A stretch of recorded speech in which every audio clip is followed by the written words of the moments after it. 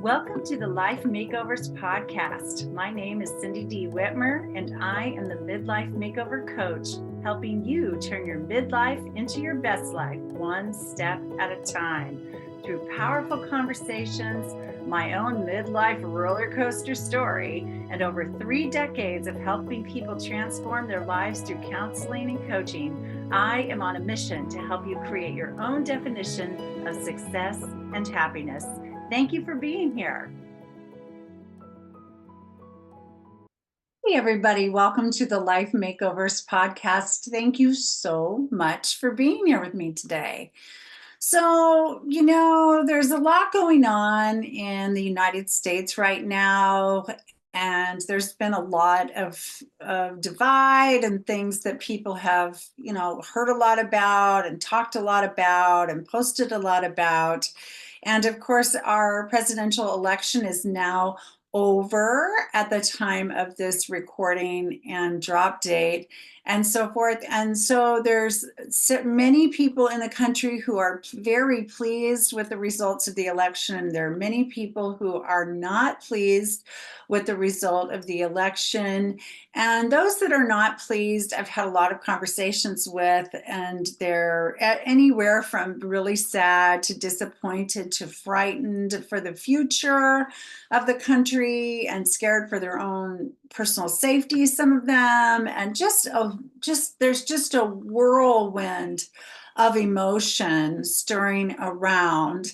And I think what everybody wants is to feel at peace. And you also, of course, many of you are going through your own kind of personal turmoil in your lives right now. Maybe you're having a relationship that's been very, very significant to you for a long time, in deep conflict or ending or something. Some of you might be going through a health crisis of sorts, or just bogged down with the stress of caregiving. And who knows what else, job loss, money worries, grieving, all kinds of things. I know many of you, the word midlife could almost be a synonym for transition or transformation of some kind or other. And it's often hard to feel at peace when life feels like it's turning upside down or sideways or just changing dramatically. We humans tend to really resist change and can experience worry and anxiety and fears and sadness and all kinds of things in those times, in those seasons of our lives. So if you're not feeling peaceful, I'm going to give you some things to think about in ways to find peace in your life, no matter what is going on. Okay? So number one, I'm stealing from an author and life coach that's internationally known named Susie Moore, whom I really like and I've worked with before. And she says to and stay close to your peace squad. And I just love this term, peace squad.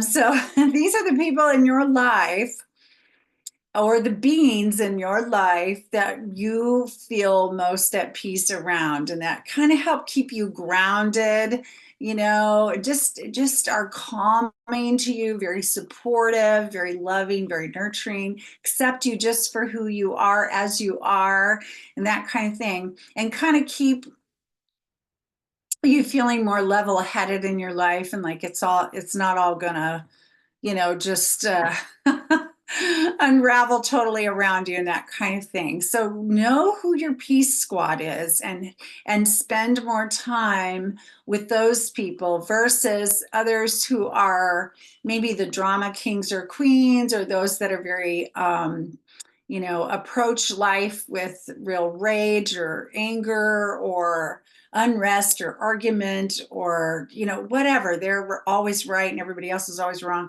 things like that. Tend to help yourself gravitate toward those people you would put in your peace squad. Number two, focus on what you want. This is so important. We often, when we get to feeling like there's disruption in our lives, when we're feeling stressed out, when we get worried and anxious, we tend to focus in on either what's not going well, what we worry won't go well, or what we do not want. And spiritual laws say, and science says, that what we focus on expands. And so we want to focus on what we want, because that's what will grow from that kind of attention. And so this requires, of course, that we understand what it is we actually do want. So if you're sitting there going, well, I don't know what I want. I just want to be happy. I just want to be at peace. Okay, everybody wants to be happy and be at peace, but the way you define that or find expression for that in your life is unique to you. So spend some time reflecting on, gosh, what really brings me a sense of happiness in my life? What feels calming to me or meaningful to me? How would I like my life to look in every area? Thinking of your health, your relationships, your professional life, your financial life, your environment, your personal development, just all of those major categories of areas of your life, and really get clear on what you want. And then just keep your eyes on those prizes, right? Keep your eyes on those prizes, and look for, inspirations that will lead you to creating those. Okay. Number 3, let go of what you cannot control. Let go of what you absolutely cannot control. Now, this list is really, long. What you cannot control. It's very long, and you maybe longer than you could ever imagine. But you want to let go of what you can. Let's talk about what you can control, because that's shorter. What you can control in your life is your own thoughts, your own feelings, and your own behavior or choices. Okay, that's what you can control. All right, so it's very important to keep mindful of the choices you are making, your choice of thought patterns every day, your choice of what you do with those feelings that bubble up, no matter what kind of feelings they are. We aren't going to make any of them wrong, right? But let's acknowledge them, understand them, express them in a healthy manner, or release them in some kind of healthy manner. And then also be mindful of your choices you're making, your actions all the time, and make sure that these thoughts, feelings, and actions are always aligning with what you really want and value. Okay, what's important to you to create. Everything else is out of your control. What the weather does, what the economy does, what other people say, what other people do, what other people think, all of this is out of your control. And so your life will get easier, I promise you, if you let go of all the things you cannot control, and you just sort of sit back and witness the things that you can't control and go, oh, okay, well, that's how she's behaving, or that's a decision he has made, or this is what's happening right now around me. My choice is not, I cannot control what is happening around me, but I can control how I feel about what's happening around me, how I think about what's happening around me, and how I want to respond with my own actions and behaviors, right? So if we go back to the example of the election, you had choices about voting. You either made a choice to vote or not to vote, and then who to vote for or who not to vote for, and that was in your control, right? But now the results are in, and this is what our next president's going to be, and he's currently putting together his staff and so forth for that time period. And so now you can control how you respond to all of that, whether you're really super happy and excited and relieved, or whether you're feeling down, scared, disappointed, whatever you're feeling. So but it's out of our control now. We've done our voting, and this is where we're at. And so and same with behavior, and things happening around you with people that you are closest to, the people that you live with, the people that you're married to, the kids you have raised, whoever it is, your coworkers, your bosses, everybody. You cannot control them. You might be an influencer in people's lives, people that you're close to, but you can't control them. And so again, go back to what you can control, which is yourself, and create the state of mind and the daily life that you want. You will feel more peaceful when you stop resisting what is that you really cannot change. Okay. Number 4, finding peace no matter what involves creating a life that is filled with daily joy. I cannot express this enough, how important it is for every single day you choosing things that bring you joy, no matter what they are. Like maybe it's like you're having a cup of your favorite hot tea. Maybe it's volunteering at the Humane Society near you. Maybe it's talking to one of your kids or a great friend on the phone, or FaceTiming a grandchild, or, whatever that is that brings you joy. Or spending time out in nature, gardening. Maybe it's decorating for holidays that are coming up. Maybe it's doing really powerful work at a nonprofit organization. Maybe it's meditation. Maybe it's going out and shopping. Whatever it is, but truly exercising, whatever really brings you joy. Please, please do something and several somethings every day that really bring you joy, because we want to offset. If you're not feeling peaceful, we want to offset those tougher feelings to deal with by giving ourselves doses of joy, right? Whether they're quick little joys or a whole day of joy, whatever you're able to do for yourself, and to do this every day. Make it a habit. Make joy a habit.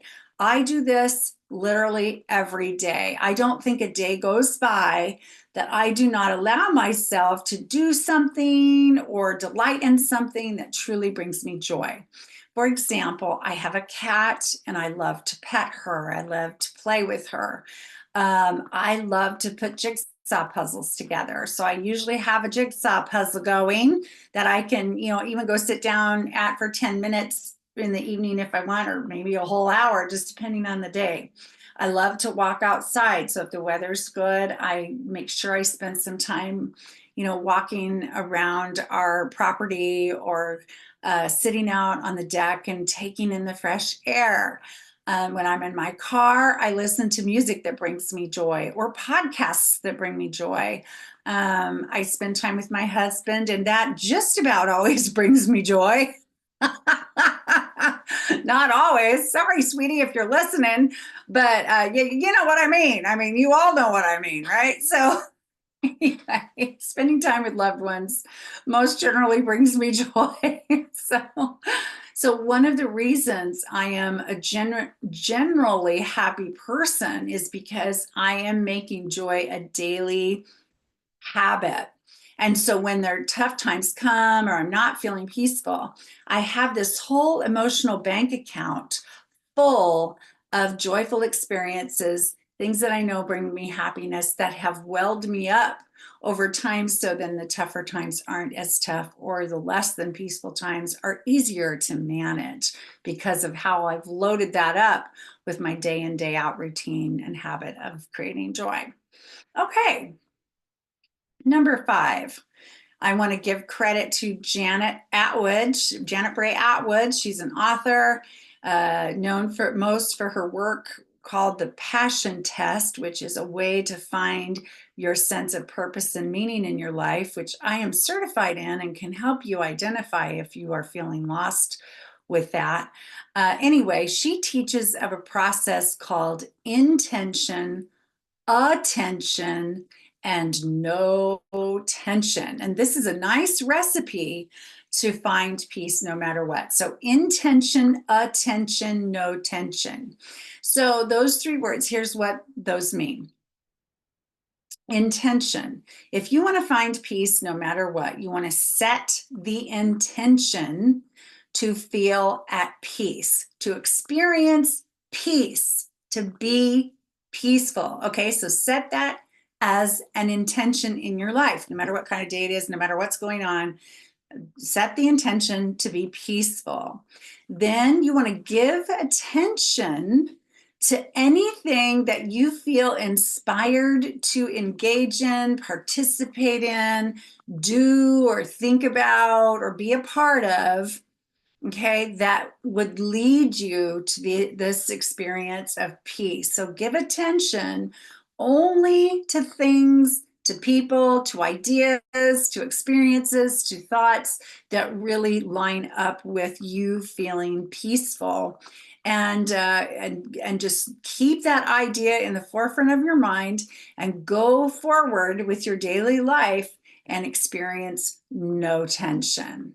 No tension. Like you're not trying to force peace to happen. I got to go get peaceful. I got to go get peaceful. I got to go peaceful. How am I going to find my peace? Where's my peace? Where's my peace? That's tension, right? The no tension is sitting back and going, okay, I've put it out there that I have this intention to be peaceful. I'm going to pay attention to what inspires me, and I'm going to just approach life with no tension and see where it leads me. Okay, so thank you, Janet Atwood, for that brilliance. Okay, another great way to find peace no matter what is to forgive yourself and other people. Okay?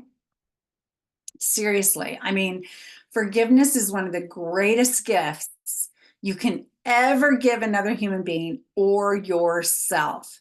And without forgiveness, it is very difficult to find peace in many situations or relationships.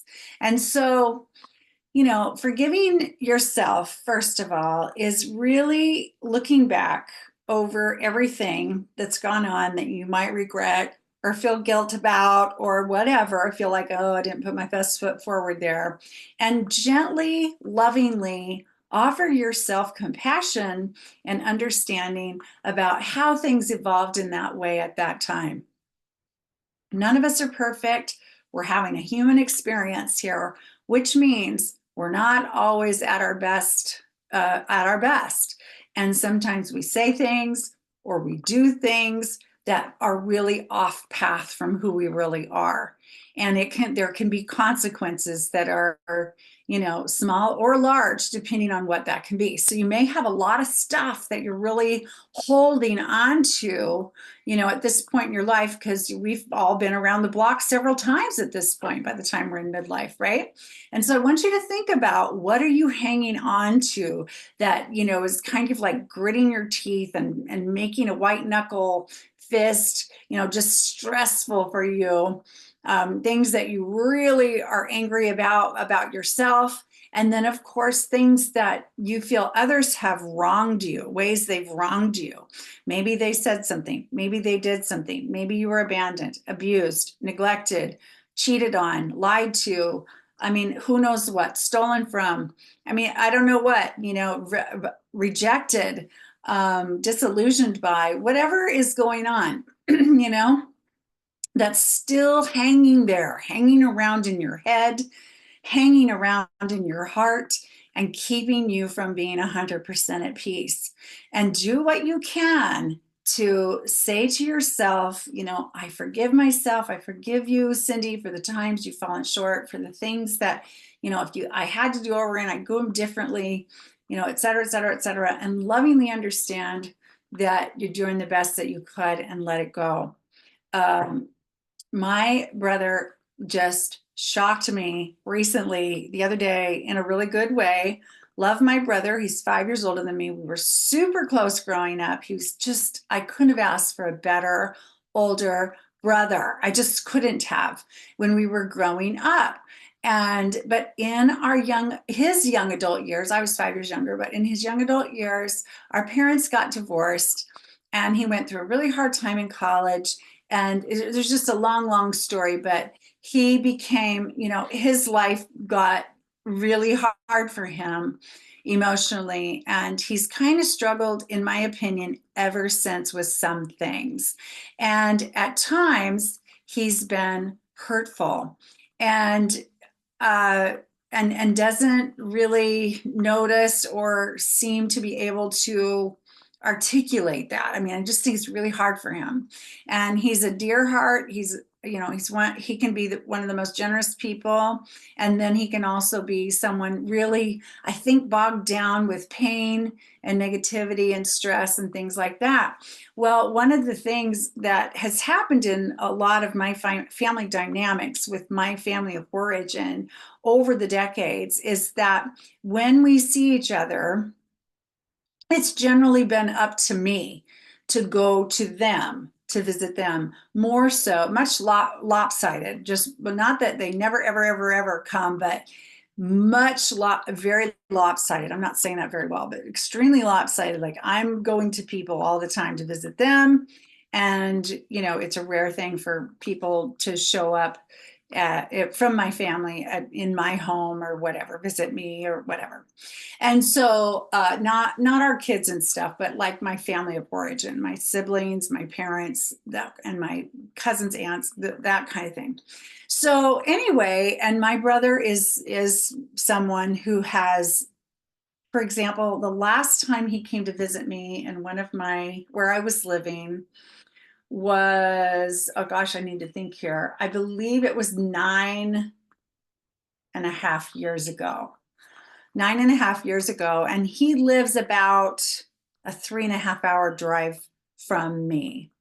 Okay, so it's not next door or anything, but it's also not like halfway across the country, right? And he's retired and he's single.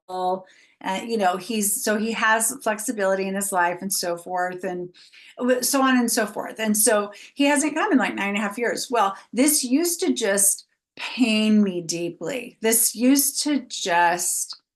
I would let this upset me so very much. I would be anything but peaceful about this for the longest time.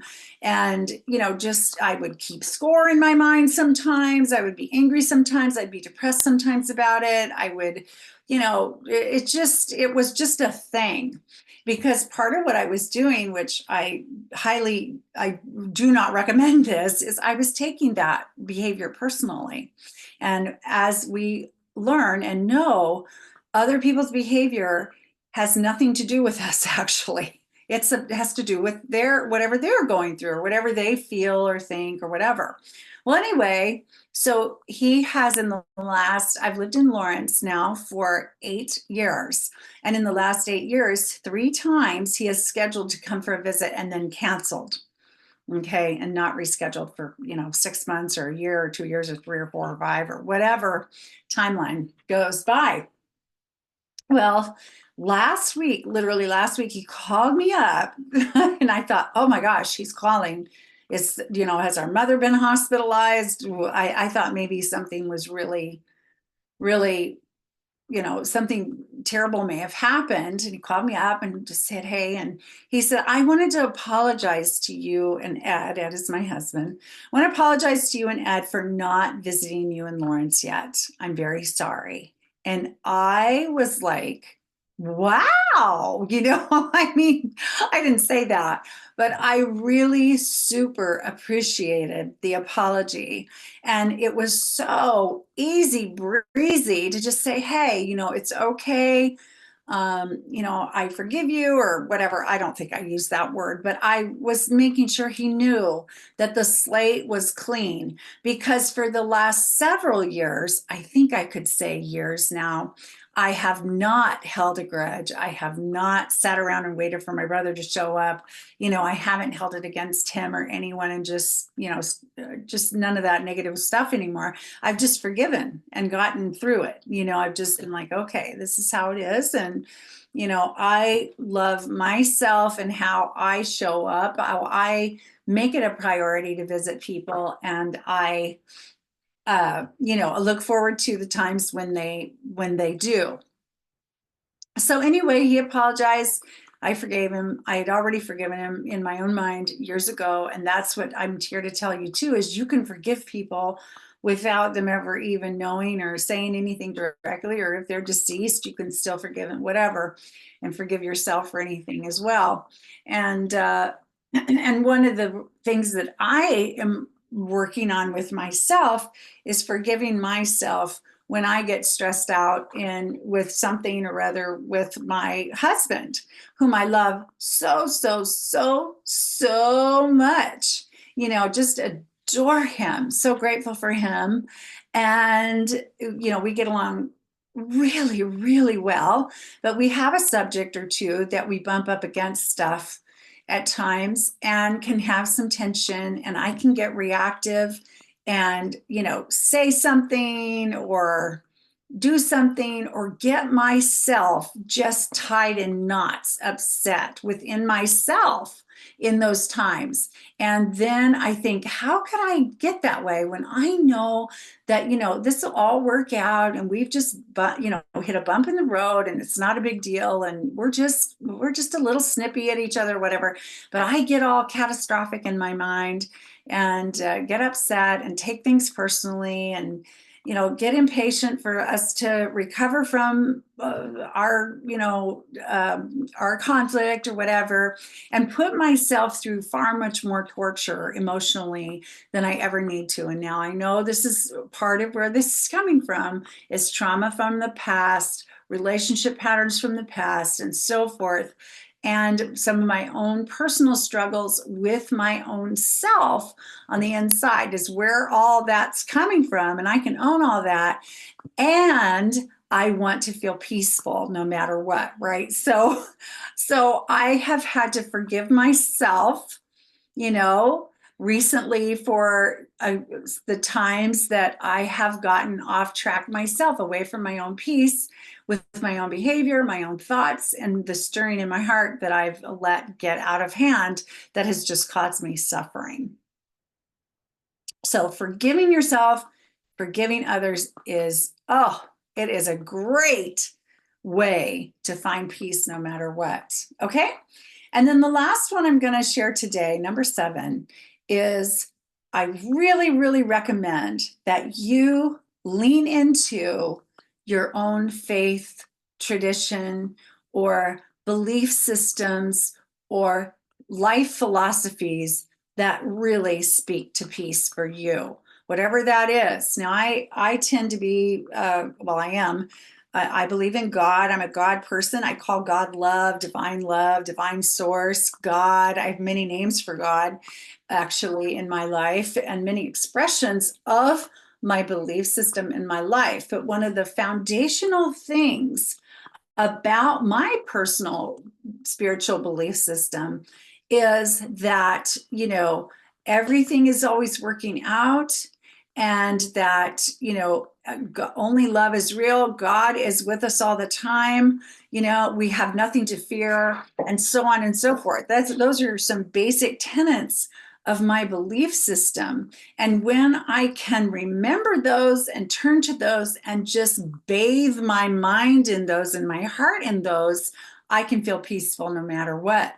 And so that's what I'm inviting you to do as part of finding peace no matter what, is to really turn to your belief system that offers you a path to peace.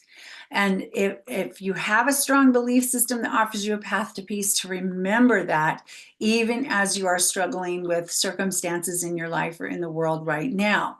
Now, if you're someone who really doesn't have that kind of belief system, or you're not sure what to believe, or you've not really dabbled in any kind of philosophy, system, or foundation, or spiritual leanings, or religious teachings, or whatever, if you don't have a reference point for that, you might start to seek, different approaches, belief systems that kind of draw you in, that really sound like something you can get behind, and begin to nurture your understanding of some things. And I'm not trying to push any religion on you or anything. What I'm striving for today is to encourage you to find some core foundational beliefs that you really feel like you can trust and count on no matter what's going on around you. So when we can take kind of a more of a helicopter view of life and go, wow, I don't know what I don't know about what's going on in the world right now. And I don't claim to know what's best for the whole wide world. And how what we have going on in America affects the rest of the world, and what will be the best path for all of humankind, and so forth. And so I'm going to be curious. I'm going to sit back. I'm going to find my peace and be curious about, what all the possibilities are for us and what my role can be in creating that worldwide peace that I think is so, so wonderful and so available to us if we'll allow it into our lives. So I hope you find peace no matter what. If you're not feeling peaceful, I hope these things have been helpful. And another path to peace, of course, is to really get good at loving yourself. That is just one of those key ingredients that I feel really inspired to say. So I invite you to take my free masterclass called How to Love Yourself Fully and Live on Your Terms in Midlife Without Guilt. It's a 1-hour class that you can watch online. There's several times available. So if you want to go register at cindydwhitmer.com/love yourself, you can pick a time that works for you and watch it at your leisure and take in some of my ideas about how to really grow that love for yourself. And there's other information in there that I think can be life-changing if you can adopt it. And I hope that will also be a piece of your life and your growth that will help you to find peace no matter what in your life. So thank you so much for listening, and I will talk to you again soon. Bye-bye. Thank you so much for listening to the Life Makeovers podcast. Please like, subscribe, and share this podcast with those that you think would also benefit from what we're doing here. And I will talk to you again soon.